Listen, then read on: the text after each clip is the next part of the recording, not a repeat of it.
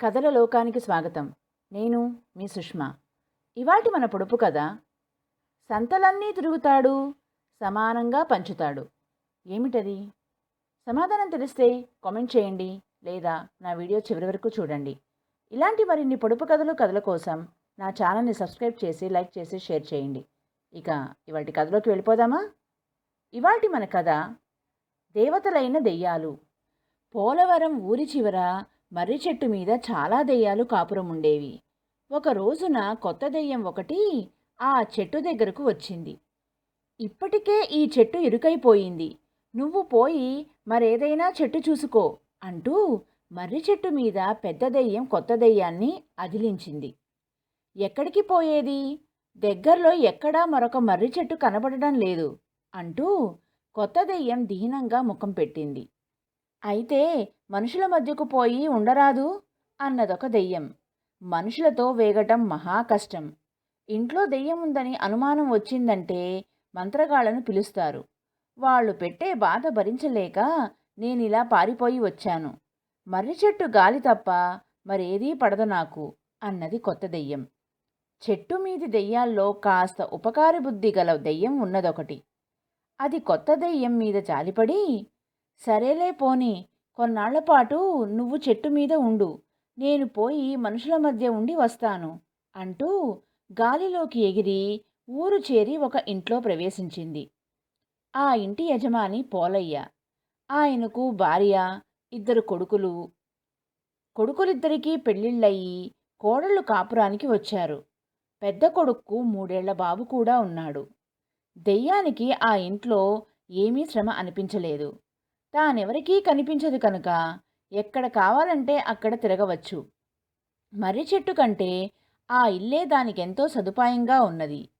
ఆ ఇంట్లో వాళ్ళు సరదాగా కబుర్లు చెప్పుకుంటుంటే దెయ్యం తానూ విని ఆనందించేది.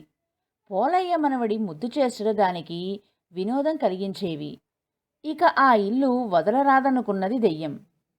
ఇలా ఒక నెల రోజులు దెయ్యానికి హాయిగా జరిగిపోయింది. ఒక రోజున ఇంట్లోని ముగ్గురాడవాళ్లు కబుర్లలో పడ్డారు. చిన్న కోడలు అత్తగారిని మెచ్చుకుంటూ, మన పొరిగింటావిడ కోడల్ని దెయ్యంలా వేధిస్తున్నది. మా అదృష్టం కొద్దీ మీరు మాకు అత్తయ్యగా దొరికారు అన్నది. ఆ పొరిగింటావిడ్ని దెయ్యంతో పోలుస్తావెందుకే? దెయ్యాలు ఆవిడికంటే చాలా మెరుగు అన్నది పెద్ద కోడలు. ఇందుకు అత్తగారు నవ్వుతూ, దెయ్యాలు మెరుగంటున్నావు, నీకు వాటి గురించి బాగా తెలుసేమిటి అన్నది. ఆ, తెలుసు కాబట్టే చెప్పాను. మనం దెయ్యాల్ని మెచ్చుకుంటే అవి పనులు చేసి పెట్టే అవకాశం ఉంది. పొరిగింటావిడ ఎంత పని చేసినా కోడల్ని సాధిస్తూనే ఉంటుంది అన్నది పెద్ద కోడలు.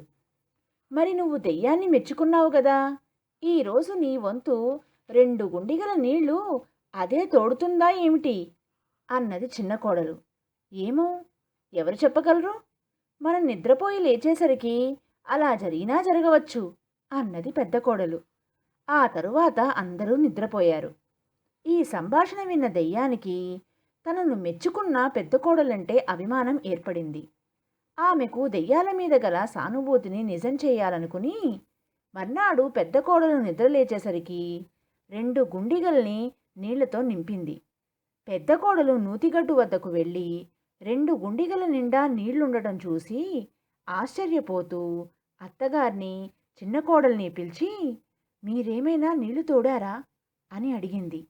ఇద్దరూ తోడలేదన్నారు.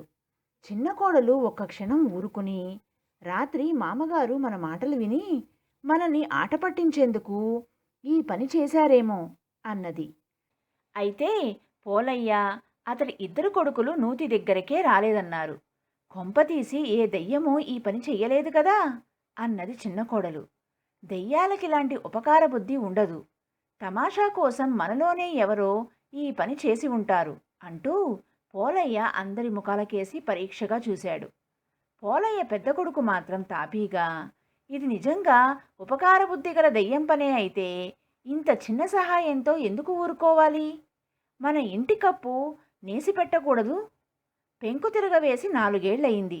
ఇంట్లో అక్కడక్కడా వాన కురుస్తున్నది కూడా అన్నాడు. తన సేవకు గుర్తింపు లభించలేదని దెయ్యానికి చాలా బాధ కలిగింది. అది ఆ రాత్రి ఇంటి కప్పు మీద పెంకుల్ని చక్కగా సర్దిపెట్టింది. మర్నాడు తెల్లారి లేస్తూనే అంతా తనను మెచ్చుకుంటారని దెయ్యం ఆశగా ఎదురుచూసింది. అయితే పోలయ్య నిద్రలేస్తూనే ఒక గావుకేక పెట్టి పడిపోయాడు. ఆయన ఇద్దరు కొడుకులు కంగారు పడి వైద్యుణ్ణి పిలుచుకొచ్చారు. వైద్యుడు పోలయ్యను పరీక్షించి, ఈయనకు కడుపులో పుండు ఉన్నది, శస్త్రచికిత్స చేయాలి, కొంచెం బాధాకరంగా ఉంటుంది, అది అంతగా తెలియరాకుండా మత్తుమందు ఇస్తాను అన్నాడు. తరువాత శస్త్రచికిత్స చేసి మత్తుమందు ఇచ్చి వెళ్ళిపోయాడు. దెయ్యం ఇదంతా చాలా ఆశ్చర్యపోతూ చూసింది. పోలయ్య త్వరగా కోలుకుంటే తప్ప ఇంట్లో వాళ్లకు తన మంచితనం గురించి తెలియదని నిరుత్సాహపడింది. 4 రోజులు గడిచినాయి. బాధ అనిపించినప్పుడల్లా పోలయ్య మత్తుమందు వేసుకుని నిద్రపోయేవాడు. ఈ గొడవలో ఇంట్లో వాళ్ళెవరూ కప్పు మీద పెంకునేత గమనించలేదు. ఒక రోజున పెద్ద వాన ప్రారంభమైంది. పోలయ్య మంచం మీద లేచి కూర్చుని కొడుకులతో ధాన్యం గది జాగ్రత్త, అది తడిసిపోవడం జరిగితే మనం తిండికి అవస్థపడవలసి వస్తుంది అంటూ కేకలు పెట్టాడు. అందరూ ఇంట్లో తలా ఒక చోటుకు వెళ్ళి చూశారు. పూర్వంలాగా ఎక్కడా కప్పులో నుంచి వాన చినుకులు పడటం లేదు.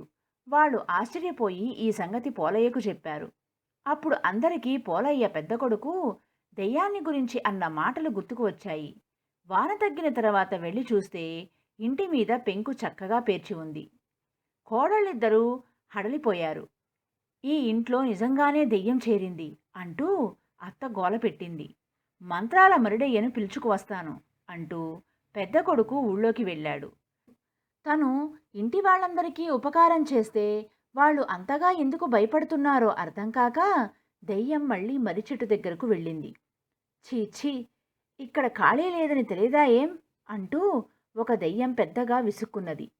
ఇంటి దెయ్యం ఆ దెయ్యాన్ని గుర్తుపట్టి, నువ్వే కదా లోగడా మంత్రగాళ్లకు భయపడి ఇక్కడికి పారిపోయి వచ్చింది, ఇంతకు వాళ్ళేం చేస్తారేమిటి అని అడిగింది. వాళ్ళు మంత్రాలు చదివితే మనకు ఒళ్ళంతా మంటలు పుడతాయి, ఆ బాధ భరించలేక పారిపోతాం అన్నది దెయ్యం. ఓస్ ఇంతేనా అనుకుంటూ పోలయ్య ఇంటి దెయ్యం తిరిగి వచ్చి వైద్యుడు పోలయ్యకు ఇచ్చిన మత్తుమందు కొంచెం మింగి ఒక మూలగా నిద్రలో జోగుతూ కూర్చున్నది. తరువాత మంత్రాల మరుడయ్య వచ్చి కాసేపు హడావిడి చేసి ఏవేవో మంత్రాలు చదివాడు. ఎన్ని మంత్రాలు చదివినా వాడికి దెయ్యం జాడ తెలియలేదు. నేను గొప్ప పిడుగుల్లాంటి మంత్రాలు చదివాను, వాటి దాటికి ఎంత లేసి దెయ్యమైనా నిలువలేదు అని చెప్పి మరుడయ్య తన బహుమతి తీసుకుని వెళ్ళిపోయాడు. దెయ్యం నిజంగా ఇల్లొదిలి పారిపోయిందంటావా అని చిన్న కోడలు పెద్ద కోడల్ని అడిగింది. వెళ్ళకపోయిన పక్షంలో అది ఈ రాత్రి గదిలోని ధాన్యమంతా బియ్యం కింద దంచి తీరుతుంది కదా అన్నది పెద్ద కోడలు. ఆ సరికి దెయ్యానికి మత్తుమందు ప్రభావం దిగిపోవడంతో ఈ మాటలు విని అది రాత్రికి రాత్రే గదిలోని ధాన్యాన్ని దంచి బియ్యం చేసింది. మర్నాడు ధాన్యం గదిలోని బియ్యం చూసి ఇంటిల్లిపాది హడిలిపోయారు. కొంతసేపటికి పెద్ద కోడలు తేరుకుని, ఇన్ని మంచి పనులు చేస్తున్నది దెయ్యమై ఉండదు, దెయ్యమైతే మరుడయ్య మంత్రాలకు పారిపోయి ఉండేది. ఈ ఇంటిని ఏదో దేవత కాపాడుతున్నది, ఆ దేవత మనకెన్నడూ అపకారం చెయ్యదు అన్నది. ఈ మాటలతో అందరికీ ఎక్కడలేని ధైర్యం కలిగింది. పోలయ్య ఇంటి దెయ్యం ఉత్సాహంగా మర్రిచెట్టు దగ్గరికి వెళ్ళింది. మంత్రాల మరుడయ్య తరిమేశాడా అని ఒక దెయ్యం అడిగింది. అదేం లేదు, మీ అందరికీ హాయిగా ఇళ్లల్లో ఉండే ఉపాయం చెబుదామని వచ్చాను అంటూ పోలయ్య ఇంటి దెయ్యం మత్తుమందును గురించి వాటికి చెప్పింది.